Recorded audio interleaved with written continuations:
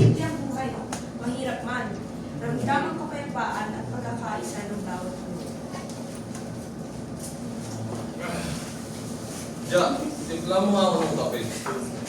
Yung barako.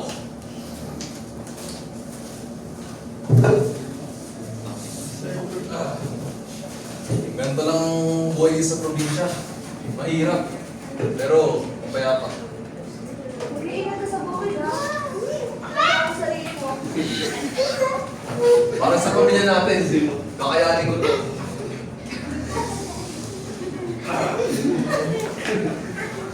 Sa bawat pagpupok ng bakal at paggawa ng espada, ay pantustos sa pamilya. Magaling ka talaga, Leiko. Kaya proud of that kami. At para sa pamilya, hindi ako mapagod ng trabaho. Bukas kayo dyan, bukas! Hoy, Ali! Bili ka na! Magkano yan? Uy, fresh yung barako lang to. Bili na. Sige mo sila. Lagay ka na dito, Ali.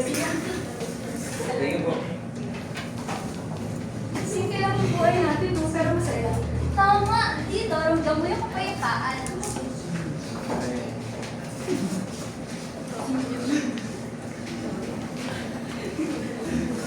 Balita ng lungsod. Ngunit dumating ang balita mula sa lungsod. May pabrika, mas malaking kita, at bagong pag-asa. Nagsimula ang pangarap na magbago ang kanila. Uy, pre!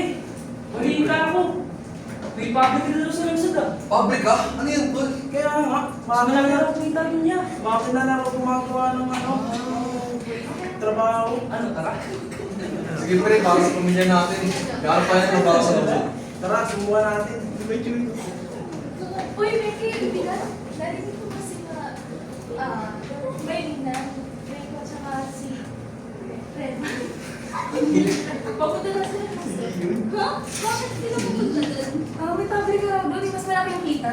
Pero makilas yung trabaho dun.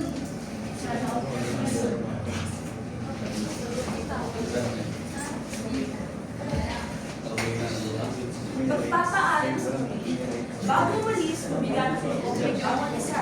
Ang pag-alis ay sakripisyo. Ngunit para sa pamilya, kailangan nilang sulis.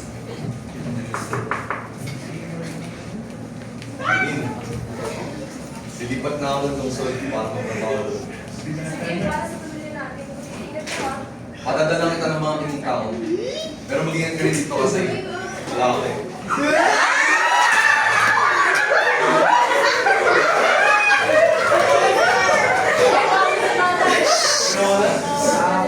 Sa mga ng lungsod, para mas kumita ako ng malaki. Mag-iingat ka din na para sa pamilya.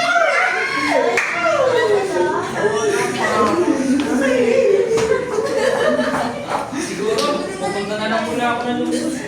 Para magiging ako mas magandang trabaho. Hindi ko alam kung si gagawin ko dito. Napakababa ng kumita ko. Kaya gagawa ko na ako ng paraan.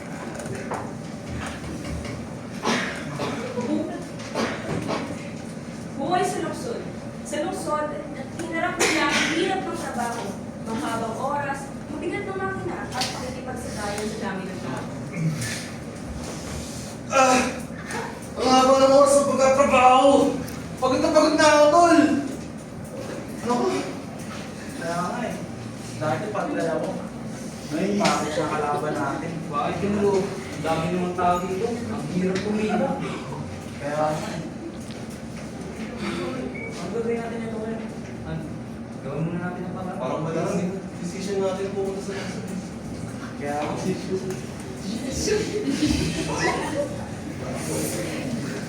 Problema at pagod. Habang tumatagal, ramdam nila ang pagod at pangulit. Ang pangarap na mas magandang buhay ay tila sa palitan ng bigat at Nako! Tol! Namiss ko na ang pamilya ko, tol. Kaya nga eh. Grabe, sobrang hirap. Maraming ginatali-tao na sa pabrika. Bakit yun? Hindi na sa pagkakita dito. Hindi sa sakot ng Dati sa probinsya, no? Nakapinga ako. ito. Parang ganun. Hindi na sapat yung kinikita natin. Parang kulang na siya sa ginagawa namin dati. Ipapadala lang sa probinsya. Pero para sa pamilya kaya. Gagawa natin ang Eto. paraan.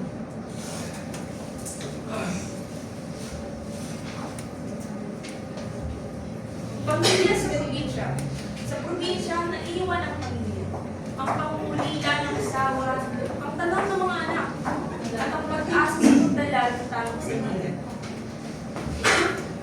Ang hirap mag-isa sa bahay, nangungulila na ako sa asawa ko. Sila, lagi na nagpupunta sa atin. Hindi kayo, magandang ako eh. Umasa lang kami sa padala nila at tayo nagpura.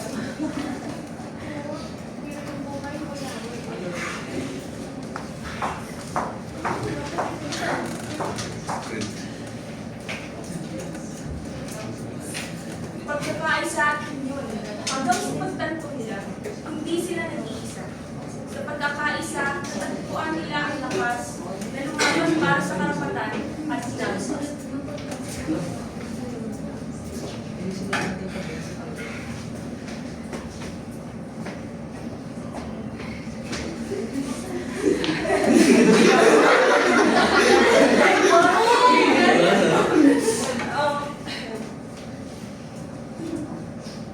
Walang ito. Walang ito.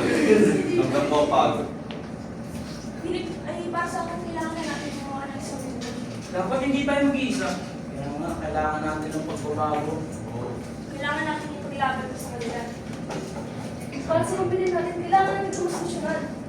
Para sa mga anak natin, kailangan natin magkaisa. Sasali ako. Tara, magkaisa tayo. Tara.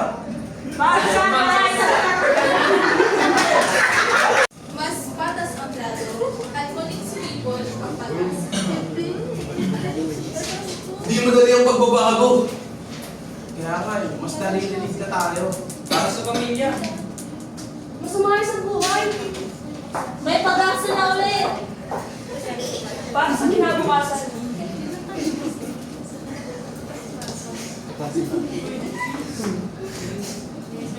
At para sa lahat ng manggagawa, ang pagkakaisa ang susi. Ang Isa. Susi! Sumagumpay. Ang pagkakaisa ang susi.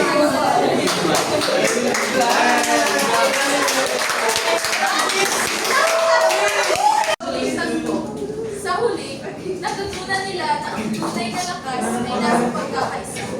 Para sa pamilya, para sa kinabukasan, at para sa lahat ng manggagawa. Ang pagkakaisa ay susi.